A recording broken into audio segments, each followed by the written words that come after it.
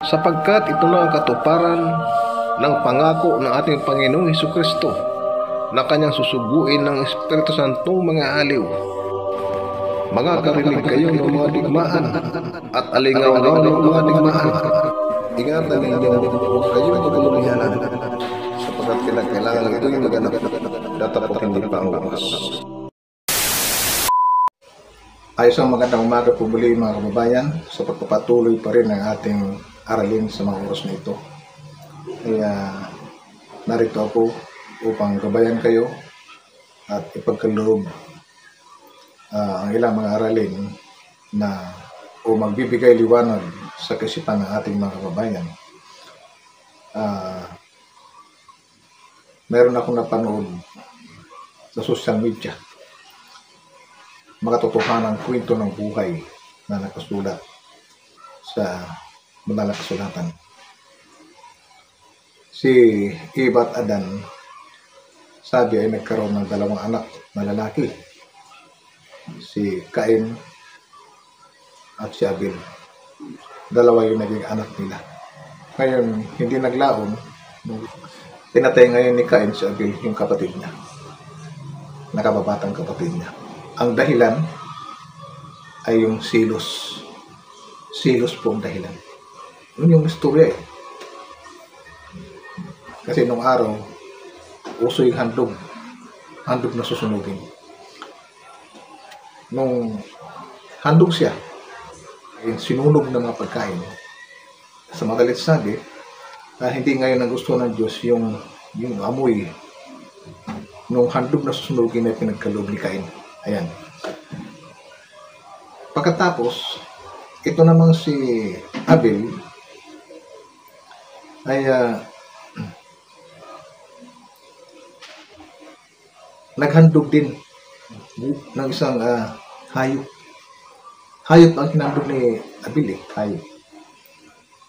Nung nasunog na at nag-usok yung handog na sunugin, umusok siya. Nagustuhan ngayon ng Diyos yung bango ng usok ng hayop na inihandog ni Abel. So, dahil doon, nag-init ngayon itong Cain doon sa kapatid niya na si Abel. So, hindi nagtagal, pinatay na yung kapatid niya. Sabi ng Diyos kay Cain, saan naroon ang iyong kapatid? Yung dugo niya, yung dugo ni Abel, ay umalingaw-ngaw hanggang sa Diyos. Humihingi ng hustisya. Kasi walang kasalanan si Abel eh. Kaya lang sa pinatay ni Cain dahil sa inggit o silos. Yan po yung story. Pagkatapos nun, na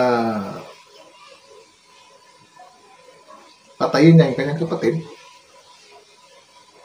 tinanong ngayon ng Diyos si Cain. Sabi niya, saan naroon ang iyong kapatid? Ang sagot ngayon ni Cain sa Diyos, sabi niya, aywan po, sabi niya.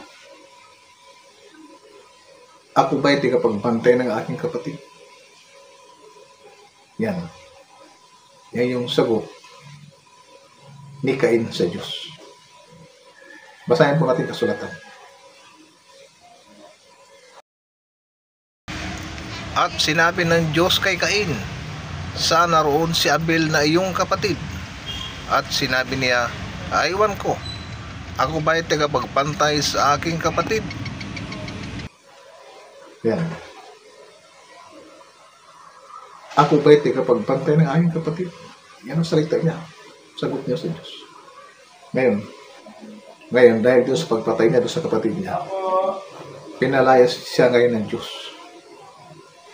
At napasa lupain ng Nung. Doon siya napunta. Si Cain doon napunta. Ngayon, ang isang nung makarating itong Cain doon sa lupain ng Nung, doon siya ngayon nagkaroon ng asawa. Nagkaroon ng malaking kontrobersyal po yung tagpong yun.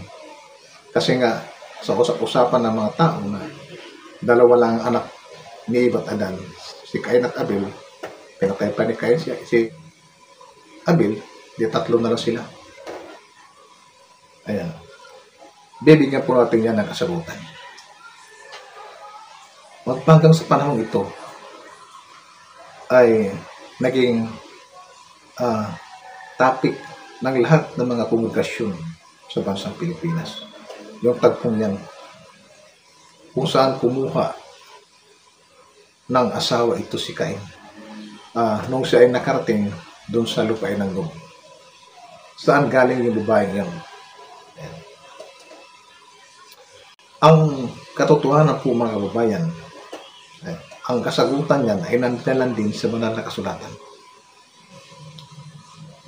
Bago nilalang ng Diyos si Eva at Adam at inilagay sa paraiso, yung sa Hardin ng Eden na tinatawag, ay may mga naunang tao na. May mga naunang tao na nilalang ang Diyos.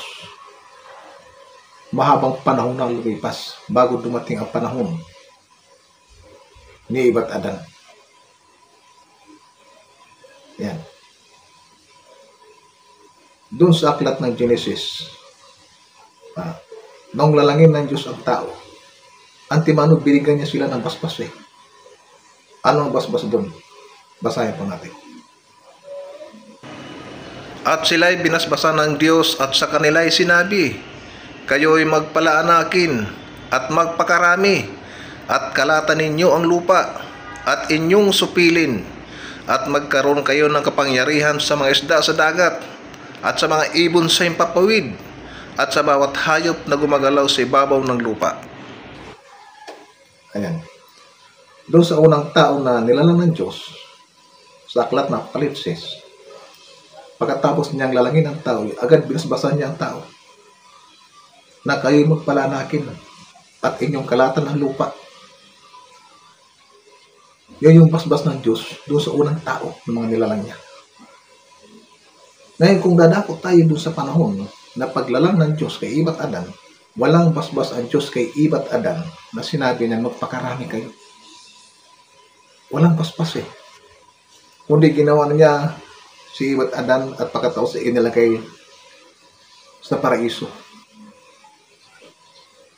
Kaya nga sabi sa kanya ng Diyos, alinman sa bunga ng punong kahoy na nasa halamanan, sabi, ay makakakain kayo. Sabi ng Diyos sa dalawang nilalang.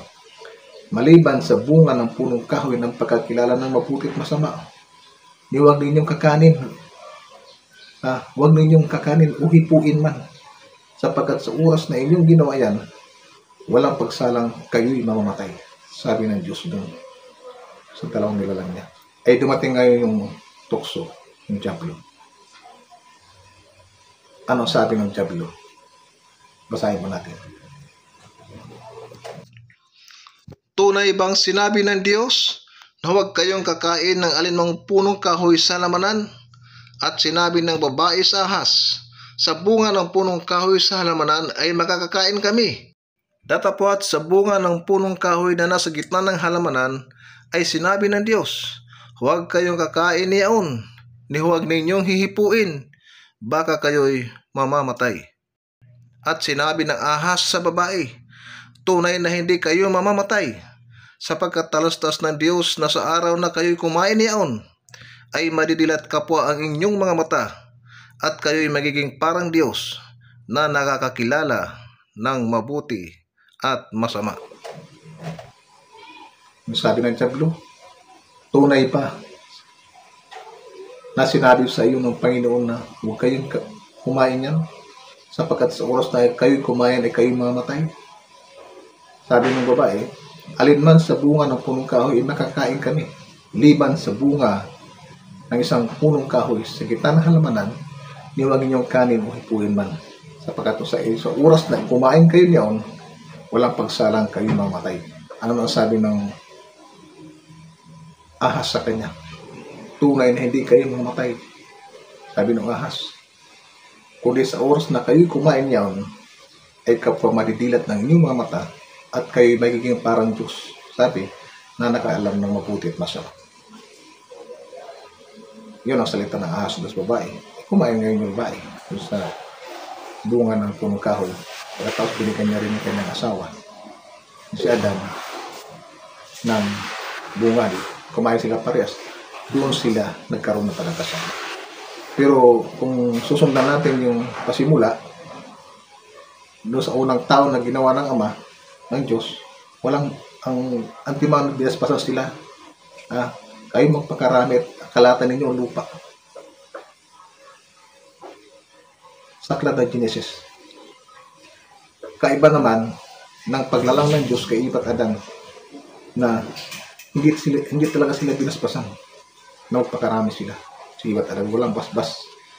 Ngayon, nung nagkasala sila, doon sa pagkain nila ng bunga ng punong kahoy, pinaalis sila ng Diyos doon sa paraiso. Pinaalis sila doon.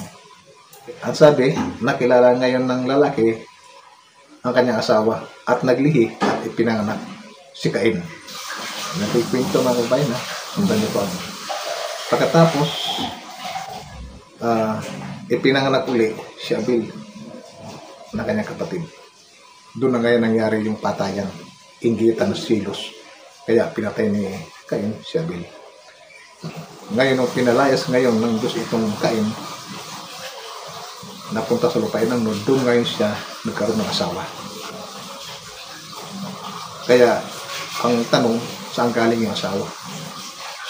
Yung babae na napangasawa ni Cain. Isa po sa mga tao, sa mga unang nilalang ng Diyos, doon sa lupain ng Nod, ang napangasawa ni Cain. Yan po ang kasagutan, mga kapatid. Kaya nga nung pinalayas ng Diyos itong Cain doon sa pinagalingan nilang lugar, nilagay niya ng tanda si Cain na sino mang manakit kay Cain ay makapitong gagantihan. Sasabihin man ng Diyos yun kung walang mga tao doon sa pupuntahan niya. Hindi sasabihin ng Diyos yun. Kaya sinabi ng Diyos yung ganun na nilagay niya ng tanda si Cain. Alam ng Diyos na doon sa pupuntahan niya lugar, napakaraming tao doon sa pupuntahan ni Cain. Kaya nilagyan siya ng tanda. Diba? Kasi kung walang tao, walang tanda na ilalagay ang Diyos, kaya maraming tao doon sa pupuntahan niya. Kaya nga, nilagyan niya ng tanda upang huwag sugatan, sabi si Cain. Isa po sa mga tao, maunang tao na ginawa ng Diyos ang napangasawa ni Cain doon sa lupain ng Nod. Na yung mga taong yun ay naunang ginawa ng Diyos bago si Eva at Adan. Mahabang taon na lumipas. Yan po ang kasagutan niya. So, patuloy lang po natin ang ating paikinig, panunod, pasamantala yung patuloy ng video at mga bata kung rin sa magandang umaga.